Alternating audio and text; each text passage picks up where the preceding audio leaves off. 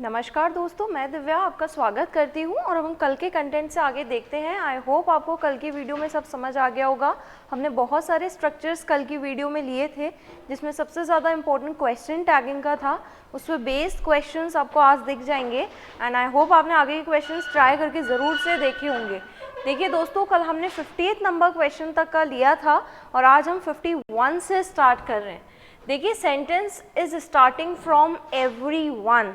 कल हमने ये 12 के 12 स्ट्रक्चर्स पढ़े थे, वन, बडी और थिंग के, और हमने देखा था कि ये 12 के 12 हमेशा क्या होते हैं दोस्तों, सिंगुलर होते हैं। लेकिन इनका एक ही एक्सेप्शन था और वो था क्वेश्चन टैगिंग। और उसमें भी आपको सिर्फ एक ही बात ध्यान रखनी है दोस्तों कि पीछे जब आप सब्जेक्ट लगा रहे होते हैं उस केस में वन, बडी और थिंग वाला एक भी वर्ड नहीं आता है। बस वहाँ पे आपको इतना सा ध्यान रखना है कि वन और बडी की जगह वहाँ पर क्या आता है, दे, और थिंग की जगह वहाँ पर क्या आता है दोस्तों, इट। बस इतनी छोटी सी बातें ध्यान रखनी है, बाकी आपको क्वेश्चन टैग के स्टेप्स वैसे ही फॉलो करने हैं। देखिए 51 क्वेश्चन की अगर हम बात करते हैं तो यहाँ क्या लिखा है, everyone can not help you. ये सेंटेंस आपका यहीं समाप्त होता है। उसके बाद आपको क्या लिखना है दोस्तों, क्वेश्चन टैग। चलिए, अगर मैं फर्स्ट सेंटेंस की हेल्पिंग वर्ब देखूं तो वो कैन है, बिल्कुल। तो यानी कि जो मेरा क्वेश्चन टैग स्टार्ट होगा वो कैन से होगा। तीनों ही ऑप्शन में कैन है दोस्तों। अब आपको ये चेक करना है आपका सेकंड स्टेप क्वेश्चन टैग का कि जो आगे सेंटेंस लिखा हुआ था वो पॉजिटिव है या नेगेटिव। तो आपने देखा है दोस्तों कि आगे वाला सेंटेंस जो आपको गिवन है वो नेगेटिव है, कैन नॉट लिखा हुआ है। तो इसका इस हिसाब से क्वेश्चन टैग क्या होगा दोस्तों, पॉजिटिव। तो आपका सेकेंड ऑप्शन कैंसिल हो गया। अब आपके पास दो ही ऑप्शन है, एक कैन ही और एक कैन दे। देखिए दोस्तों, आपका सेंटेंस किससे स्टार्ट हो रहा है, एवरीवन से। तो आप जान चुके होंगे कि पीछे एवरीवन तो नहीं आएगा, लेकिन क्योंकि ये लिविंग के लिए है और कल हमने पढ़ा है कि वन, बडी और थिंग खुद सिंगुलर होते हैं बट यूज किसके लिए होते हैं, प्लूरल के लिए। तो यानी आपके पास एक ही ऑप्शन बचता है, क्या, दे। थोड़ी देर पहले ही मैंने आपसे कहा है कि वन और बडी अगर आगे सेंटेंस में होता है तो पीछे क्या आता है दोस्तों, दे, और अगर आगे थिंग होता है तो पीछे क्या आता है दोस्तों, इट। तो इस हिसाब से आपका ऑप्शन नंबर थर्ड सही है, कैन, दे। सिमिलरली 52 की बात करते हैं, आई टीच यू डेली। ये सिंपल क्वेश्चन टैग है, ये वन, बडी और थिंग का नहीं है। तो इस हिसाब से देखिए इसमें वर्ब की फर्स्ट फॉर्म यूज हो रही है। इसका मतलब आपकी हेल्पिंग वर्ब क्या है दोस्तों, डू या डज। और आप जानते हैं कि आई को हम क्या मानते हैं, सिंपल प्रेजेंट टेंस में प्लूरल मानते हैं। तो इसकी हेल्पिंग वर्ब क्या होगी दोस्तों, डू होगी। तो इस हिसाब से मेरा क्वेश्चन टैग किससे शुरू होगा, डू से। अब आपको सेंटेंस चेक करना है कि जो गिवन सेंटेंस है वो पॉजिटिव है या नेगेटिव। तो आपको दिख रहा है कि सेंटेंस आपका I teach you daily positive है, तो पीछे आपका क्वेश्चन टैग कैसा आएगा, नेगेटिव। यानी आपका आंसर क्या हो गया, डोंट आई। सब्जेक्ट आपका आई है, पीछे उठ के चला जाएगा, तो answer will be don't I. देखिए आपको दो टेंस में हेल्पिंग वर्ब दिखाई शायद नहीं दे। कौन से दो टेंस, सिंपल प्रेजेंट टेंस और एक सिंपल पास्ट टेंस। क्योंकि आप जानते हैं कि सिंपल प्रेजेंट टेंस और सिंपल पास्ट टेंस में पॉजिटिव स्टेटमेंट्स में हेल्पिंग वर्ब छुपी हुई होती है। डू डज छुपा हुआ होता है या फिर डिड छुपा हुआ होता है। तो वो पहचान दोस्तों आप ही को करनी पड़ेगी। 53rd सेंटेंस की बात करें, देखिए दोस्तों ये एवरीथिंग से स्टार्ट हो रहा है। हालांकि ये क्वेश्चन टैग नहीं है, आपको तो आपका ऑप्शन चुनना है। और आप जानते हैं एवरीथिंग यानी नॉन लिविंग, और नॉन लिविंग के पास के लिए आपके पास तो एक ही ऑप्शन है and that is what, it. कुछ सोचने की जरूरत ही नहीं है। तो यानी आप ऑप्शन क्या टिक करेंगे, it's. Everything has its own importance. देखिए दोस्तों, अगर आप हेल्पिंग वर्ब चेक करेंगे, सिंगुलर आ रही है एवरीथिंग के हिसाब से, क्योंकि आपने पढ़ा है 12 के 12 क्या होते हैं, ऑलवेज सिंगुलर होते हैं। चलिए दोस्तों आगे चलते, 54 की बात करते हैं। अगेन एवरीथिंग से स्टार्ट हो रहा है, तो मेरे पास और कोई ऑप्शन ही नहीं है इट के अलावा, और कुछ आ ही नहीं सकता। तो everything should be kept in its order. और आगे चलते हैं दोस्तों 55। देखिए दोस्तों ये 55 क्वेश्चन से थोड़ा सा इम्पोर्टेंट है, तो आप जरा ध्यान से इसे समझें। ये जितने भी हमने वन, बडी और थिंग पढ़े हैं दोस्तों, जितने भी ये वन, बडी और थिंग पढ़े हैं, इनके साथ एक स्ट्रक्चर लागू होता है बट का। किसका स्ट्रक्चर लागू होता है दोस्तों, बट का। ये बट का स्ट्रक्चर क्या होता है, हम जरा सा इसको थोड़ा देखते हैं। आपकी जो सेंटेंस की फर्स्ट स्पेस कैरी करेगा वो या तो वन या बडी या थिंग में से कोई सा भी एक वर्ड हो सकता है। जैसे मान लो मैंने एवरीवन चुन लिया, आपका फर्स्ट वर्ड सेंटेंस का क्या कवर करेगा? जो 12 के 12 हमने वर्ड्स पढ़े थे वन, बडी और थिंग के, उनमें से कोई सा भी एक वर्ड आपकी फर्स्ट स्पेस ऑक्यूपाई करेगा सेंटेंस की। फिर सेकंड स्पेस पे क्या आएगा दोस्तों? सेकंड स्पेस पे आएगा बट। सेकंड स्पेस पे क्या आएगा दोस्तों? सेकंड स्पेस पे आएगा बट। फिर थर्ड स्पेस पे आपको लगाना है आपका नाउन।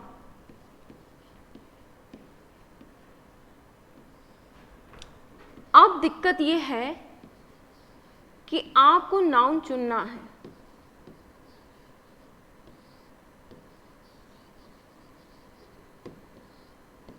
मैं बहुत सारे ऑप्शंस आपको दे रही हूं दोस्तों, इनमें से नाउन आपको चुनना है।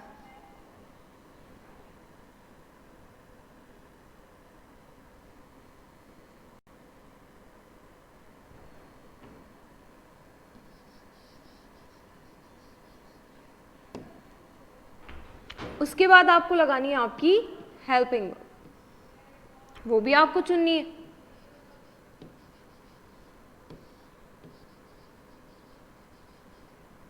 और उसके बाद ये आपका सेंटेंस खत्म।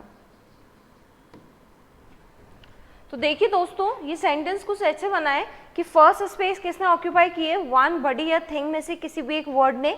सेकंड स्पेस किसने ऑक्यूपाई की है? बट ने। थर्ड स्पेस मेरी कौन ले रहा है दोस्तों? नाउन। फोर्थ स्पेस है हेल्पिंग वर्ब की, और उसके आगे आप कुछ भी सेंटेंस में आए उससे हमें मतलब नहीं है। तो एग्जाम में आपको दोनों में से कुछ भी चुनने को आ सकता है, आइदर नाउन या इधर हेल्पिंग वर्ब। दो में से एक चीज़ तो देखो आपको देगा, दो चीज़ तो क्या चुनने को बोलेगा, बट दोनों में से कोई भी एक चीज़ आपसे पूछी जा सकती है, आइदर इट में बी नाउन और आइदर इट में बी हेल्पिंग वर्ब। अब दिक्कत ये है कि हेल्पिंग वर्ब तो चलो आप लोग लगा लोगे, कैसे लगा लोगे? क्योंकि आपको पता है कि सेंटेंस स्टार्ट तो किससे हो रहा है? एवरीवन से, या फिर इसकी जगह अगर कुछ और आएगा भी तो उन 12 के 12 वर्ड में से कोई एक वर्ड होगा, और हमने पढ़ा है कि वो 12 के 12 वर्ड क्या होते हैं दोस्तों? सिंगुलर होते हैं। तो उस हिसाब से मेरी हेल्पिंग वर्ब की प्रॉब्लम तो खत्म हो गई कि वो तो ऑलवेज क्या आएगी? सिंगुलर। इतनी कहानी खत्म दोस्तों। एक बार मैं वापस रिपीट कर रही हूँ हेल्पिंग वर्ब कि आपने स्ट्रक्चर कहाँ से शुरू करा है? वन, बडी या थिंग में से कोई से भी एक वर्ड से, और आप जानते हैं कि 12 के 12 वर्ड्स क्या होते हैं? सिंगुलर होते हैं। तो उस हिसाब से क्योंकि ये सिंगुलर है तो हेल्पिंग वर्ब तो ऑलवेज क्या आएगी दोस्तों? सिंगुलर ही आएगी। तो मेरी हेल्पिंग वर्ब की तो प्रॉब्लम होती है खत्म। अब बात आती है नाउन की।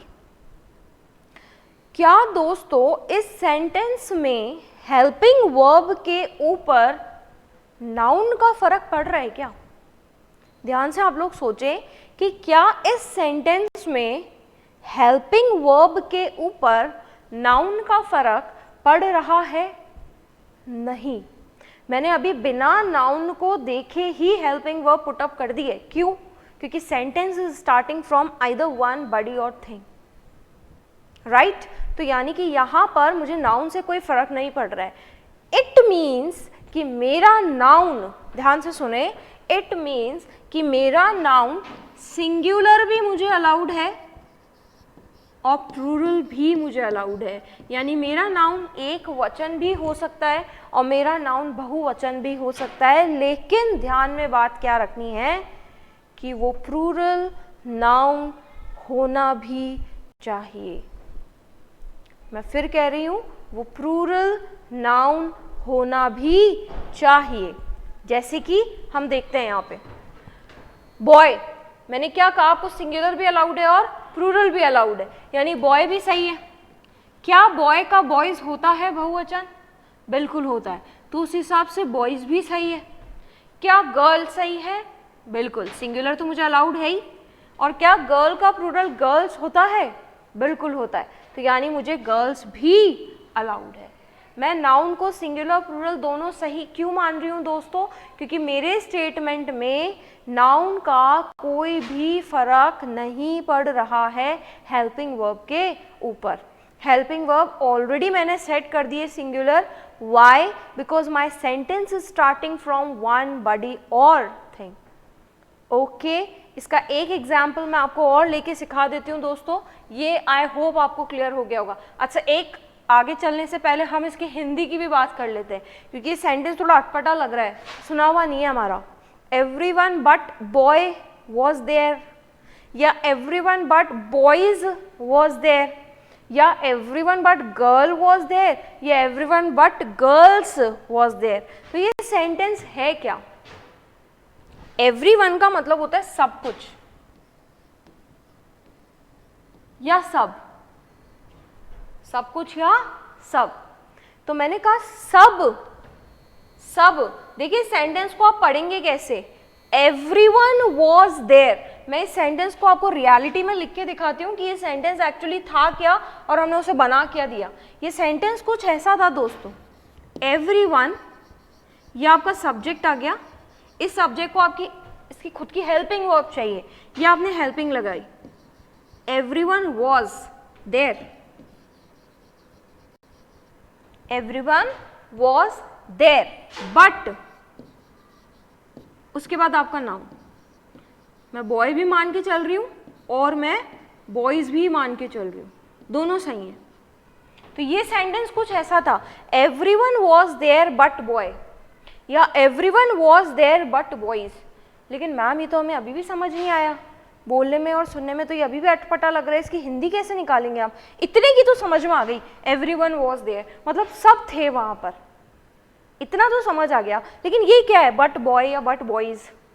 दोस्तों दिक्कत ये है कि हम एक्चुअली बट की हिंदी सिर्फ एक ही जानते हैं और वो लेकिन।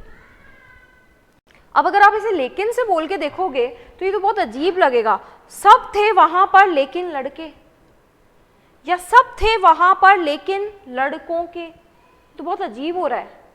वाई? ये क्यों अजीब लग रहा है बोलने में दोस्तों? क्योंकि आपको बट की सिर्फ एक ही हिंदी पता है और वो क्या, लेकिन। लेकिन दोस्तों बट की एक हिंदी और होती है, ये एक्चुअली यहाँ पर बट किसी एक वर्ड को रिप्लेस कर रहा है, और ये जिस वर्ड को रिप्लेस कर रहा है, देखो अब आप तुरंत समझ जाओगे, एक्सेप्ट। और इस एक्सेप्ट की हिंदी क्या होती है दोस्तों? सिवाय। हाँ मैम, ये तो अब समझ आया, अब समझ आया कि यहाँ पर इस बट का मतलब लेकिन नहीं है, इस बट का मतलब क्या है, एक्सेप्ट। और इस बट की हिंदी क्या है, सिवाय। देखो अब आप बोल के देखो, सब थे वहां पर सिवाय लड़के के, सब थे वहां पर सिवाय लड़कों के। आप हिंदी में बोलते हैं कई बार सेंटेंस, सब कुछ था वहां सिवाय पानी के, बोलते हैं सब कुछ था वहां सिवाय खाने के, गए तो उसी के लिए थे, मिला ही नहीं, है ना। तो सब कुछ था वहां या सब थे वहां सिवाय लड़के के या सिवाय लड़कों के। एंड दोस्तों ये क्वेश्चन कितनी ही बार बैंक और एसएससी ने फिलर्स में पूछा है। उसने आपको जो फिलर दिया था वो एक्चुअली दिया ही यही था, बट की स्पेस पे उसने फिलर यहाँ दे दिया और 4 ऑप्शन दे दिए, और सबसे ताजुब की बात उन चारों ऑप्शन में एक्सेप्ट नहीं था, बट था बट एक्सेप्ट नहीं था। उस एक्सेप्ट के अलावा या बट के साथ साथ एंड था, और था, या और कोई कंजंक्शन था, बट एक्सेप्ट नहीं था। अब अगर ये कंसेप्ट आपको नहीं पता कि हम एक्सेप्ट को बट से भी रिप्लेस कर सकते हैं, तो ये आपके लिए दिक्कत हो जाएगी, क्योंकि आपको तो उन चारों ही ऑप्शन में से कुछ भी सही नहीं लगेगा और आप 5वां ऑप्शन करके आ जाओगे, that is what, none of these. I hope आपको क्लियर हुआ होगा। ये बहुत ही फेवरेट क्वेश्चन है बैंक और एसएससी का, कि वो आपको, देखो सबसे बड़ी बात, वो चाहता तो फिलर हेल्पिंग वर्ब पे देता, चाहता तो फिलर नाउन पे देता, पर वो इन दोनों जगह नहीं देगा, क्योंकि उसे पता है स्टूडेंट्स को आता ही है। वो आपको कहाँ देगा फिलर, वो आपको फिलर ही बट की जगह देगा, और उसे आंसर में बट चाहिए, और उसे पता है कि बच्चों को बट का मतलब सिर्फ लेके नहीं आता है, बच्चों को ये नहीं पता कि हम एक्सेप्ट को भी बट से रिप्लेस कर सकते हैं या बट को भी एक्सेप्ट से रिप्लेस कर सकते हैं, बोथ आर इंटरचेंजेबल। ओके दोस्तों, तो ये स्ट्रक्चर जो हमने पढ़ा है आज वो किसका है, वन, बडी और थिंग के साथ क्या यूज कर रहे हैं हम, बट।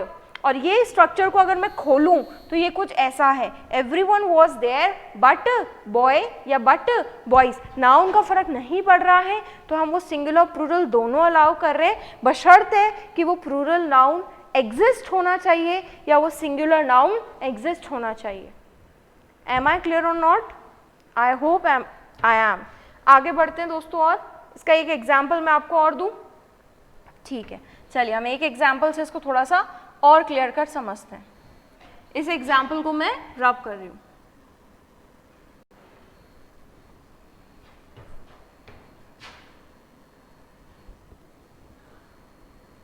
चलिए देखो, एक थिंग का एग्जाम्पल ले लेते हैं। मान ली मैंने आपसे कहा नथिंग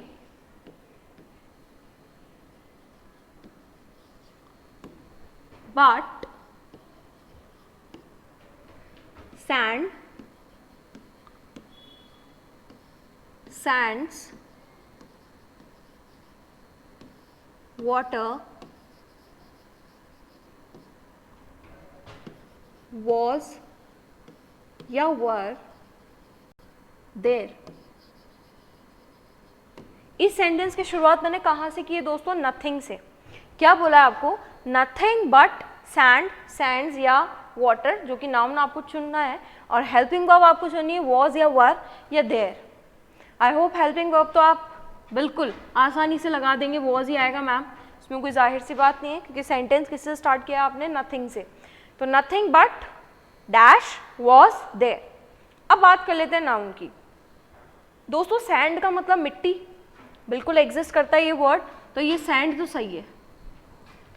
लेकिन दोस्तों सैंड का सैंड्स नहीं होता।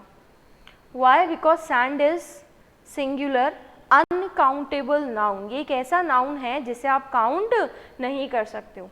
नाउन दो कैटेगरी में ब्रॉडली क्लासीफाई होता है, हालांकि ऐसे तो बहुत सारी कैटेगरीज है जिसमें नाउन क्लासीफाइड है, पर मेनली दो ब्रॉड कैटेगरीज है जिसमें नाउन क्लासीफाइड है। छोटा सा आपको इंट्रो दे रही हूँ, बाकी हम नाउन की क्लास में इसको डीपली पढ़ेंगे। ये छोटा सा ब्रॉडली क्लासिफिकेशन नाउन का कहलाता है काउंटेबल और अनकाउंटेबल के कैटेगरी में, ग्रुप में। जहाँ पर काउंटेबल नाउन में हम उन नाउन को रखते हैं जिन्हें आप काउंट कर सकते हो, जैसे कि बॉय, जैसे कि गर्ल, जैसे कि टीचर, जैसे कि स्टूडेंट, जैसे कि टेबल, जैसे कि चेयर, ये सब काउंटेबल हैं। और दूसरी तरफ हम वो नाउन रखते हैं जिन्हें हम अनकाउंटेबल नाउन कहते हैं दोस्तों, जिन्हें हम काउंट नहीं कर सकते। For example water, for example sand. There are many uncountable noun which you can not count, जैसे कि शुगर, जैसे कि सॉल्ट, ये सब हम काउंट नहीं कर सकते हैं। तो ये किस कैटेगरी में फॉल होते हैं? अनकाउंटेबल की कैटेगरी में। और दोस्तों जितने भी नाउन अनकाउंटेबल होते हैं उनका बहुवचन या उनका प्लूरल एग्जिस्ट नहीं करता है। जब आप उनकी गिनती शुरू ही नहीं कर सकते तो आप उन्हें प्लूरल कैसे बोल सकते हो? वो तो शुरू होने से पहले ही खत्म। जब आप उनकी गिनती बढ़ा ही नहीं सकते तो फिर आप उसे प्लूरल कैसे बोलोगे? बोल ही नहीं पाओगे ना। तो यानी ये वो अनकाउंटेबल नाउन है जिनके प्लूरल एग्जिस्ट नहीं करते। तो मैंने इसीलिए आपसे कहा था कि नाउन चुनते वक्त ये ध्यान रखें कि क्या उस नाउन का प्लूरल होता भी है या नहीं। कहा था दोस्तों मैंने। तो यहाँ पर अगर सैंड्स आता है तो वो गलत है। वाई? बिकॉज सैंड का प्लूरल सैंड्स होता ही नहीं है। जब होता ही नहीं है तो हम कहाँ से लगाएंगे? वर्ड ही एग्जिस्ट नहीं करता। ओके, हाँ वाटर हो सकता है, पर वाटर का फिर वापस वाटर्स नहीं होगा। ओके, तो ये सेंटेंस कुछ ऐसा है, nothing but sand was there, nothing but water was there. लेकिन आप इसे ये नहीं कह सकते nothing but sands was there. Is it clear? Again मैं इस सेंटेंस को वापस ओपन करूंगी तो ये सेंटेंस कैसा आएगा? नथिंग वॉज देयर, कुछ नहीं था वहां, बट वाटर, सिवाय पानी के। मतलब वहां पे क्या था? पानी ही पानी था, कुछ नहीं था वहां सिवाय पानी के। खोलते हैं सेंटेंस को, देखिए दोस्तों, nothing was there but water, या इसी को आप ये भी लिख सकते हैं बट सैंड, यानी कुछ भी नहीं था वहां सिवाय पानी के या सिवाय मिट्टी के। रेगिस्तान में चल जाओ, मिट्टी मिट्टी है, कुछ नहीं होता वहां पे, तो ये सेंटेंस वहां बोल सकते हैं, पर nothing is there except sand. बस ये है कि आप अपनी इंग्लिश में उस वर्ड को एक्सेप्ट बोलते हो, तो उसी जगह आप उसे क्या बोलने की कोशिश करो? बट। तो आपको ये चीज़ ध्यान रहेगी कि आप बट की जगह एक्सेप्ट या एक्सेप्ट की जगह बट को रिप्लेस कर सकते हैं। They both are interchangeable words. I hope clear हो गया होगा। चलिए देखते हैं हम सेंटेंस को। 55 सेंटेंस की हम बात कर रहे हैं, ये बिल्कुल बट वाला ही स्ट्रक्चर है, तो नथिंग बट। देखिए दोस्तों यहाँ ट्री सही है बिल्कुल, क्योंकि नाउन ट्री होता है पेड़, और ट्री का प्लूरल ट्रीज भी होता है, पेड़ का पेड़ों होता है ना, तो ट्री भी सही है, ट्रीज भी सही है, और इनफैक्ट सैंड भी सही है, मिट्टी भी सही है, यानी ये तीनों ही नाउन सही हैं। लेकिन हेल्पिंग वर्ब क्या आएगी दोस्तों? वॉज। तो nothing but tree, trees, sand तीनों सही, वॉज देयर। नेक्स्ट सेंटेंस की बात करते हैं 56 की। एवरीथिंग बट, वही बात है, पेन भी सही है, पेन्स भी सही है, सिंगुलर प्लूरल दोनों एग्जिस्ट करते हैं पेन के, तो पेन और पेन्स दोनों सही करते हुए आगे हेल्पिंग वर्ब क्या आएगी दोस्तों? वॉज हियर, यानी एवरीथिंग बट पेन या पेन्स वॉज हियर। अब दोस्तों बात करते हैं सेंटेंस नंबर 57 की। मोस्ट इंपॉर्टेंट सेंटेंस जिससे आपको बहुत कुछ सीखने को मिलेगा दोस्तों। देखते हैं सेंटेंस को।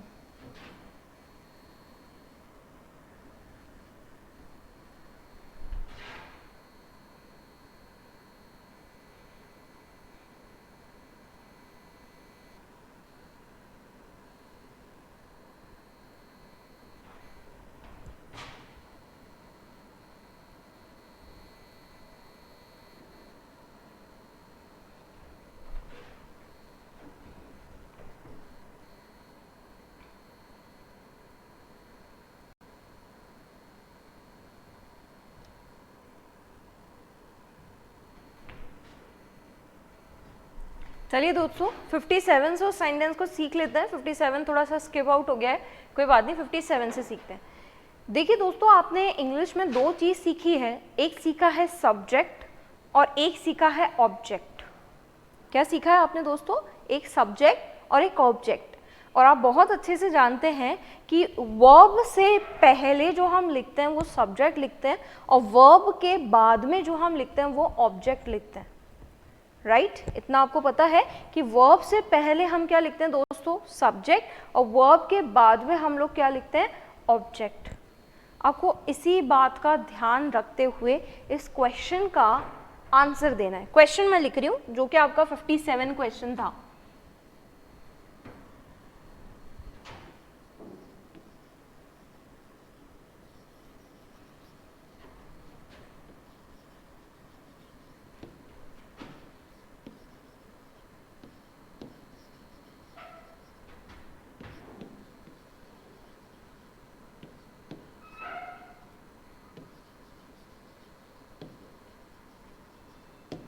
यही सेंटेंस है दोस्तों आपका कि एवरीवन बट शी या हर में से आपको चुनना है new the answer. I hope answer आपने सोच ही लिया होगा। ये बट वाला स्ट्रक्चर है और यहाँ आपको नाउन नहीं चुनना है, और सबसे बड़ी बात हेल्पिंग वर्ब भी नहीं चुननी है क्योंकि वर्ब ऑलरेडी आपको गिवन है। तो ये तीसरा पहलू है जिस पे बेस हमारे एग्जाम में क्वेश्चन आ सकते हैं। पहले तो नाउन जो आप सीख लिए हैं कि सिंगुलर प्लूरल कुछ भी आ सकता है, हेल्पिंग वर्ब पता चली गई आपको सिंगुलर ही आएगी, और ये तीसरी चीज़ जो हम सीख रहे हैं माइट बी पॉसिबल कि वो आपको सब्जेक्ट और ऑब्जेक्ट में से ही चुनने को बोल दे। ओके तो ये क्या सेंटेंस लिखा है? एवरीवन बट शी या हर न्यू द आंसर। देखिए दोस्तों यहाँ पर न्यू क्या है? आपकी वर्ब। ये न्यू क्या है? आपकी वर्ब। और इंग्लिश का स्ट्रक्चर, बेसिक स्ट्रक्चर आप सभी जानते हैं कि इंग्लिश का सेंटेंस किससे स्टार्ट होता है दोस्तों? सब्जेक्ट से। उसके बाद आप उस सेंटेंस में हेल्पिंग वर्ब लिखते हैं अगर है तो, और उसके बाद आप अपनी मेन वर्ब लिखते हैं, क्रिया जिसे आप कहते हैं, और लास्ट में आप आपका ऑब्जेक्ट लिखते हैं। ये किंग इंग्लिश का बेसिक स्ट्रक्चर है। सबसे पहले सब्जेक्ट, उसके बाद आपकी हेल्पिंग वर्ब या वर्ब जो भी आपको लिखनी है, और उसके बाद आप क्या लिखते हैं? आपका ऑब्जेक्ट। और दोस्तों मैंने आपको फर्स्ट वीडियो में बताया थे सब्जेक्टिव केस, पर्सन बताए थे मैंने आपको, फर्स्ट, सेकंड और थर्ड पर्सन। फर्स्ट पर्सन में आप किसका यूज करते हैं? आई और वी का, राइट। सेकंड में आप किसका यूज करते हैं? यू का। और थर्ड पर्सन में आप किसका यूज करते हैं? सिंगुलर के लिए आपके पास ही और शी है लिविंग के लिए, नॉन लिविंग के लिए आपके पास इट है, और प्लूरल के लिए आपके पास दे है। राइट दोस्तों, यूज करते हैं आप। इन्हीं के ऑब्जेक्टिव केस भी होते हैं, वो आपको पता होगा। आप इनके सब्जेक्टिव और ऑब्जेक्टिव केस में से अगर मुझे चुनने को आ जाए तो मैं क्या करूंगी, चलिए देखते हैं क्या करते हैं हम। दोस्तों यहाँ पे न्यू क्या है, वर्ब। आप जानते हैं वर्ब से पहले कौन सा केस आता है, सब्जेक्टिव केस। तो उस हिसाब से मेरा आंसर होना चाहिए शी, कि everyone but she knew the answer. Right, मतलब इसको मैं ऐसे कह सकती हूं, everyone knew the answer except she. सब आंसर जानते थे सिवाय उसके, मतलब वो एक ही गर्ल थी जो आंसर नहीं जानती थी। एम आई राइट? चलो देखो दोस्तों, मैंने हर को गलत नहीं किया है। क्यों गलत नहीं किया है? क्योंकि दोस्तों आपको ये तो पता है कि वर्ब से पहले सब्जेक्टिव केस आता है, लेकिन दोस्तों आपको ये नहीं पता कि किन किन चीज़ों के बाद में ऑब्जेक्टिव केस आता है। दोस्तों मैंने क्या कहा, आपको ये तो पता है कि वर्ब से पहले क्या आता है, सब्जेक्टिव केस, लेकिन आपको ये नहीं पता कि किस किस के बाद में ऑब्जेक्टिव केस आता है। वो चीज़ हमें सीखनी है। उस चीज़ को सीखने के लिए हम छोटी सी ट्रिक का इस्तेमाल कर रहे हैं, और वो ट्रिक क्या है वो आप ज़रा ध्यान से सुनेंगे और मेरे साथ साथ बोलेंगे भी। देखिए दोस्तों, ये ट्रिक क्या है, ये एक हिंदी का स्टेटमेंट है। मैंने बोला ओ भाई, क्या बोला मैंने दोस्तों, ओ भाई दो बैग। बैग समझते हैं आप लोग, है ना? देखिए दोस्तों, ये ट्रिक सिर्फ और सिर्फ आपको याद दिलाने के लिए है, या आपको सिर्फ ये समझाने के लिए है कि ऑब्जेक्टिव केस कहाँ कहाँ आता है। प्लीज इसे माइंडली मत ले लेना, ठीक है? तो it's just a trick only to understand. Okay, तो ये क्या है, ओ भाई दो पैक ले ले। क्या बोला भाई, ओ भाई दो पैक ले ले। अब इस सेंटेंस को एक बार वापस बोले, ओ भाई दो पैक ले ले। वापस, ओ भाई दो पैक ले ले। ये ट्रिक हम क्यों सीख रहे हैं? क्योंकि हम वो चीज़ सीखने जा रहे हैं कि किस किस के बाद में ऑब्जेक्टिव केस आना मैंडेटरी है। मतलब उसके बाद में आप सब्जेक्टिव केस यूज नहीं कर सकते। कौन सा केस आएगा, ऑब्जेक्टिव केस ही यूज होगा। चलिए दोस्तों, इस ओ भाई का मतलब है ओ भाई यानी ऑब्जेक्टिव केस। इस ओ भाई का मतलब क्या है, ओ बी यानी ऑब्जेक्ट, ठीक है? इस टू का मतलब है टू, ये वाला। देखिए दोस्तों, आप या तो टू के बाद वर्ब की फर्स्ट फॉर्म लगाते हैं और या फिर आप टू के बाद बी बोलते हैं, राइट? तो ये टू दोनों के लिए है, टू प्लस वर्ब की फर्स्ट फॉर्म के लिए भी है और टू प्लस बी के लिए भी है। देखो दोस्तों, ये चीज़ थोड़ी सी अलग हटके है। ये अलग हटके कैसे है? क्योंकि आपको ये बात ध्यान रखनी है कि टू प्लस वर्ब की फर्स्ट फॉर्म या फिर टू प्लस बी के बाद में तो ऑब्जेक्टिव केस आता ही है, क्योंकि हम ट्रिक क्या पढ़ रहे हैं कि इन सब के बाद क्या आता है, ऑब्जेक्टिव केस। यानी इनके बाद में तो ऑब्जेक्टिव केस आता ही है, लेकिन इस टू के पहले भी ऑब्जेक्टिव केस आता है। ये ट्रिक थोड़ी यहाँ पे ब्रेक है, ओ भाई और टू के बाद ये ट्रिक ब्रेक है। तो आपको क्या ध्यान रखना है, ओ भाई का मतलब ऑब्जेक्ट, टू का मतलब टू प्लस वर्ब की फर्स्ट फॉर्म या फिर टू प्लस बी। एक बार वापस, ओ भाई का मतलब ऑब्जेक्ट, टू का मतलब टू प्लस वर्ब की फर्स्ट फॉर्म या फिर टू प्लस बी। ये टू एक्सेप्शन है क्योंकि इसके पहले भी ऑब्जेक्टिव केस आता है और इसके बाद में भी ऑब्जेक्टिव केस आता है, ठीक है दोस्तों? और आगे चले, इस पी का मतलब होता है दोस्तों प्रेपोजिशन। सुने आपने, बहुत सारे प्रेपोजिशंस होते हैं, तो इस पी का मतलब क्या होता है, प्रेपोजिशन। इस ई का मतलब होता है दोस्तों एक्सेप्ट, जो थोड़ी देर पहले आपने बट की फॉर्म में पढ़ा है, एक्सेप्ट। इस जी का मतलब होता है दोस्तों जीरेंड। इस जीरेंड के बारे में भी आपको आगे किसी क्लास में बताएंगे। जैसे आप वर्ब के साथ आईएनजी फॉर्म में मानते हैं, प्लेइंग, स्विमिंग, मतलब वर्ब में क्या लगा देते हैं आप, ing। ठीक है, इस L का मतलब होता है दोस्तों लेट, सुना है आपने। और अगेन इस L का मतलब होता है दोस्तों लाइक, और या फिर लाइक का उल्टा अनलाइक।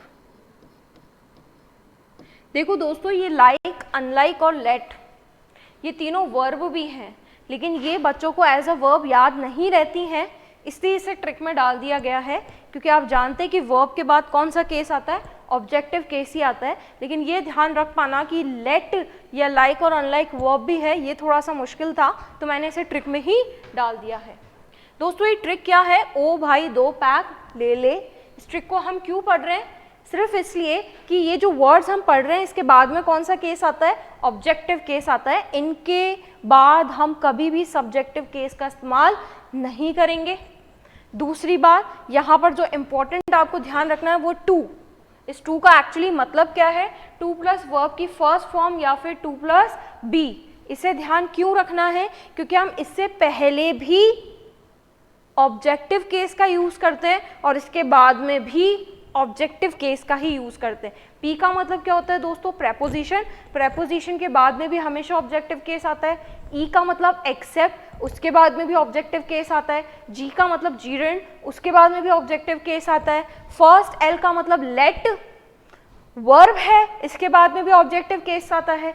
अगेन एल का मतलब लाइक और एक उसका उल्टा अनलाइक, ये भी वर्ब है और इसके बाद में भी कौन सा केस आता है दोस्तों, ऑब्जेक्टिव केस। यानी ये ट्रिक किसकी है, ऑब्जेक्टिव केस की। ये ट्रिक आपको इंग्लिश में बहुत यूजफुल रहेगी in order to detect error, in order to fill filler. तो प्लीज इस ट्रिक को ध्यान रखें एंड तक। ओ भाई 2 पैक ले ले। अब हम जाते हैं हमारे ओरिजिनल क्वेश्चन पर। देखो दोस्तों, हमने इस ट्रिक में ई पढ़ा है, ई का मतलब एक्सेप्ट पढ़ा है, और हमने ये भी पढ़ा है थोड़ी देर पहले कि एक्सेप्ट को कौन रिप्लेस करता है, बट। तो इस हिसाब से मैं एक्सेप्ट की जगह बट बोल सकती थी, जो मैंने ऊपर बोला है। यानी अगर कायदे से एक्सेप्ट इस ट्रिक में शामिल है तो बट भी इस ट्रिक में शामिल है। तो मेरा नियम क्या कहता है कि अगर एक्सेप्ट के बाद में कौन सा केस आता है, ऑब्जेक्टिव केस, तो बट के बाद में भी कौन सा केस आना चाहिए, ऑब्जेक्टिव केस। तो शी तो मेरा सब्जेक्टिव केस, हर मेरा ऑब्जेक्टिव केस, तो उस हिसाब से तो मेरा हर भी सही हो गया।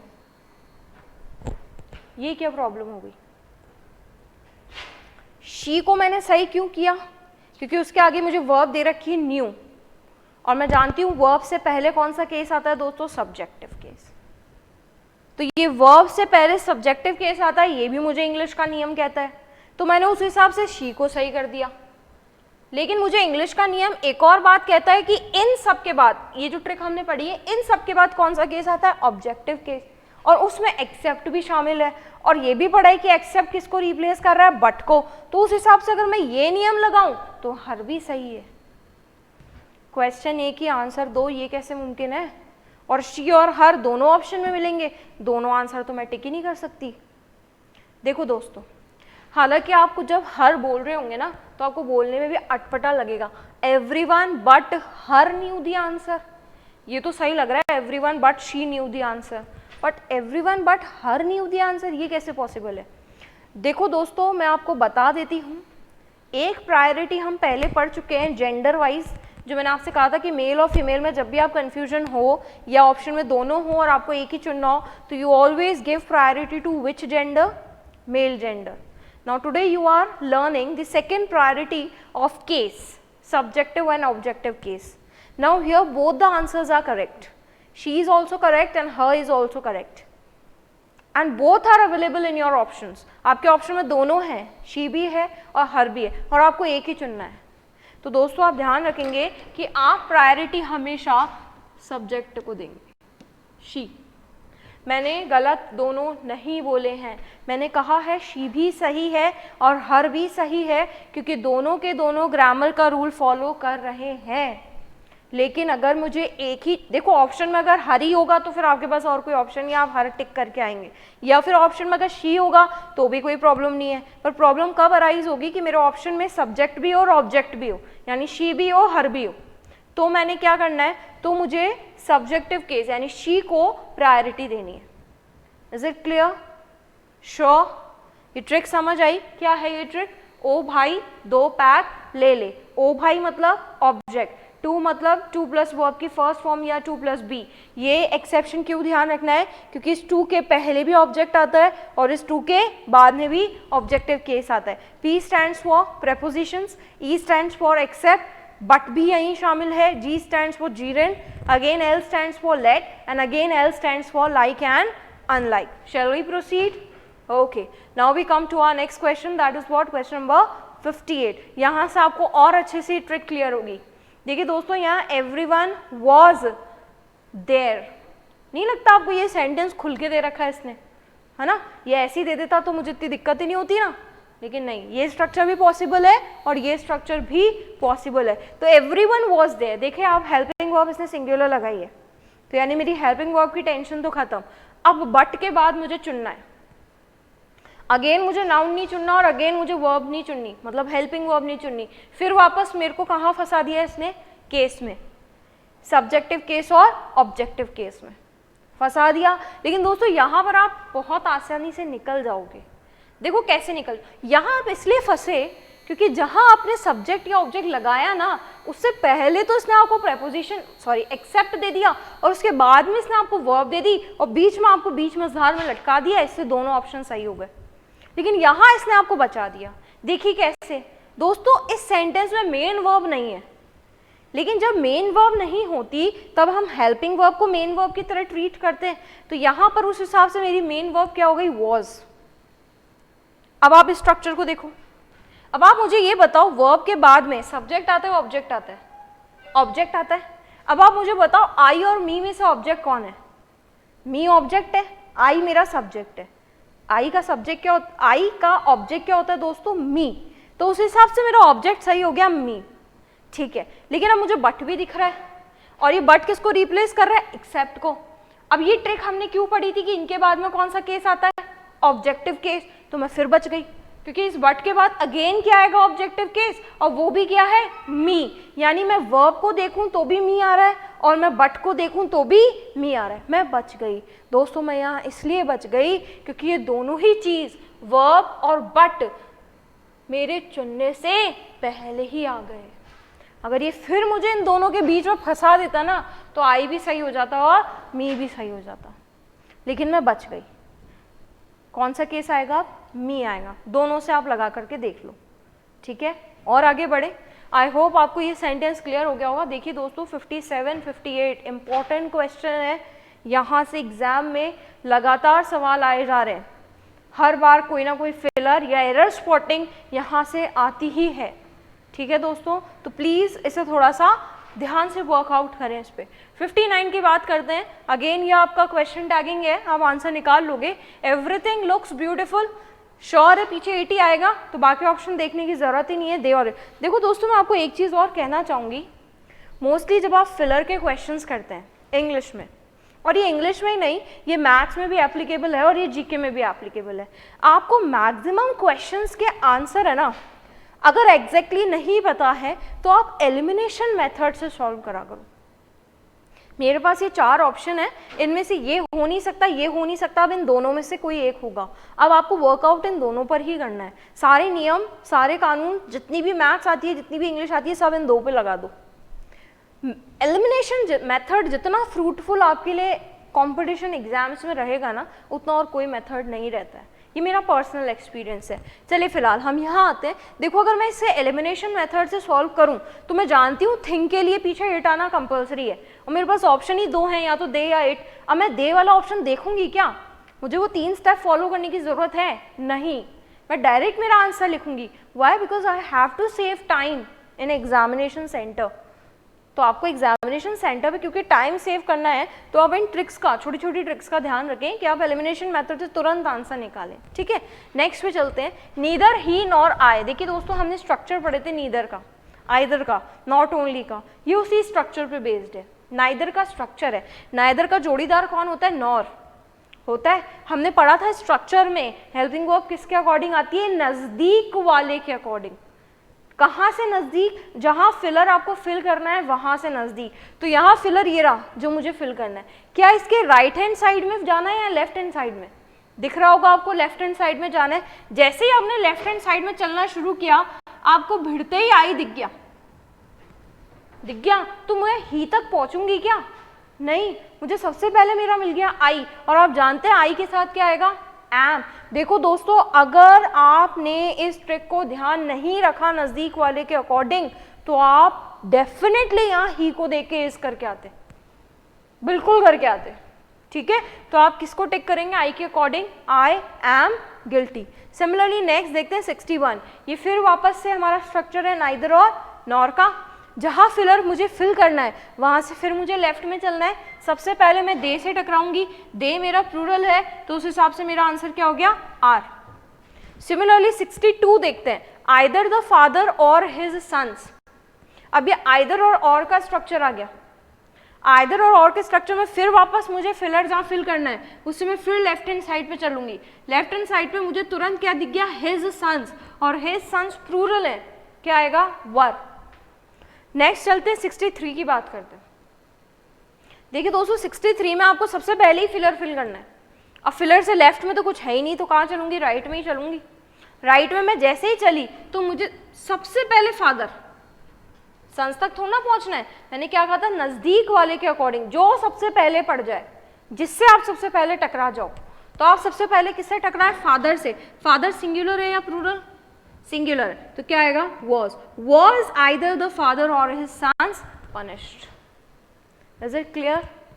ठीक है, और आगे चलते हैं। Not only Jayant but also his cousins। Again not only but also का स्ट्रक्चर है। फिलर आपको जहां फिल करना है आप उससे लेफ्ट में चले, लेफ्ट में आपको his cousins नजर आया, his cousins प्लूरल है तो उस हिसाब से यहाँ क्या आ जाएगा, were present there। अगेन 65 की बात करते हैं, और आ रहा है, हमने 4 ही स्ट्रक्चर पढ़े थे, आइदर और, neither nor, not only but also, और चौथा कौन सा था दोस्तों, अकेला और। फिर वापस जहां फिलर फिल करना है आप लेफ्ट में चलोगे, सबसे पहले ही आएगा, ही के अकॉर्डिंग क्या आ जाएगा, इज। देखो दोस्तों बार बार कह रही हूँ फिलर से लेफ्ट और राइट चलना है, नहीं तो आप यू को देख के कहीं आर मत कर देना, ठीक है। तो क्या आएगा, यू और ही इज अगली। नेक्स्ट पे चलते हैं, डैश यू और ही अगली। देखो ऊपर और नीचे सेंटेंस सेम है, सिर्फ फर्क किसका है, फिलर का। जैसे मैंने फिलर की पोजीशन चेंज करी, अब मुझे राइट हैंड साइड चलना है और अब मेरे सबसे पहले कौन पड़ेगा, यू। और मैं जानती हूँ यू क्या होता है, प्लूरल होता है। ग्रामर में यू को क्या माना गया है दोस्तों, प्लूरल माना गया है। तो यू प्लूरल है तो क्या आएगा, आर यू और ही अगली। ये एक्चुअली क्वेश्चन है, पीछे क्वेश्चन मार्क आएगा, तो आर यू और ही अगली, ठीक है। और आगे चले दोस्तों 67 और 68 अगेन बहुत अच्छे क्वेश्चंस हैं। देखो दोस्तों आपने एक स्ट्रक्चर अभी पढ़ा था नॉट ओनली और बट ऑल्सो का, उसका आपने ऊपर क्वेश्चन भी देखा है, क्वेश्चन नंबर 64। क्या है ये structure, not only but also. देखो दोस्तों अगर ये स्ट्रक्चर आता है तब तो आपको पता है कि आप हेल्पिंग वर्ब नज़दीक वाले के अकॉर्डिंग लेंगे, लेकिन दोस्तों कई बार एग्जामिनर हमारे साथ दिक्कत भी कर देता है, वो स्ट्रक्चर के साथ छिड़खानी कर देता है, और जैसे ही वो उस स्ट्रक्चर के साथ छिड़खानी करेगा हमारा ये जो नियम है ना नज़दीक वाले के अकॉर्डिंग, ये फेल हो जाएगा। जब तक कि वो आपको नॉट ओनली और बट ऑल्सो प्रॉपर नहीं दे देता तब तक तो ठीक, भाई नॉट ओनली भी दिख रहा है, बट ऑल्सो भी दिख रहा है, नज़दीक वाले के अकॉर्डिंग लगाना है, ये हमें समझ आ गया। लेकिन जैसे ही उसने स्ट्रक्चर से छेड़खानी की, स्ट्रक्चर से छेड़खानी वो कैसे करेगा, वो क्या करेगा, नॉट ओनली और बट ऑल्सो का, नॉट का तो ओनली खा जाएगा, बट का ऑल्सो खा जाएगा, और वो अकेला आपको नॉट और बट दे देगा। और अगर उसे जची तो वो बट भी खा जाएगा, अकेला नॉट ही दे देगा। उसकी मर्जी, कुछ भी कर सकता है, एग्जामिनर है ना। तो अगर वो प्रॉपर दे रहा है तब तो नॉट ओनली बट ऑल्सो है, तब तो आप जानते हैं कि नज़दीक वाले के अकॉर्डिंग आपको लगाना है। लेकिन अगर उसने स्ट्रक्चर से छिड़खानी की तो क्या क्या खा सकता है, नॉट का ओनली खा जाएगा, बट का ऑल्सो खा जाएगा, या ज़्यादा से ज़्यादा बट भी खा जाएगा। ये गया मेरा स्ट्रक्चर। और जैसे ही मेरा स्ट्रक्चर गया मेरा नियम भी गया। अब क्या करूं? अब हेल्पिंग वर्ब किसके अकॉर्डिंग, क्यों? क्योंकि नाउन अब भी दो हैं। अगर वो ओनली या ऑल्सो को भी खाता है तो भी एक नाउन नॉट के बाद आएगा, एक नाउन बट के बाद आएगा। अगर वो बट को भी खा जाता है तो एक नाउन नॉट के बाद आ जाएगा और एक नाउन नॉट के पहले आ जाएगा। फर्स्ट तो मैं अब भी गई, हेल्पिंग वर्ब तो मुझे अब भी लगानी है। नाउन नहीं हिले, नाउन अब भी दो ही हैं, नाउन अब भी दो ही बने हुए हैं। बस दिक्कत है स्ट्रक्चर से छेड़खानी है, इसलिए मैं मेरा रूल फॉलो नहीं कर सकती। ठीक है, चलिए दोस्तों इस क्वेश्चन को हम कल लेंगे, थोड़ा सा टेक्निकल प्रॉब्लम आ रही है, कल यहाँ से डिस्कस करना शुरू करेंगे।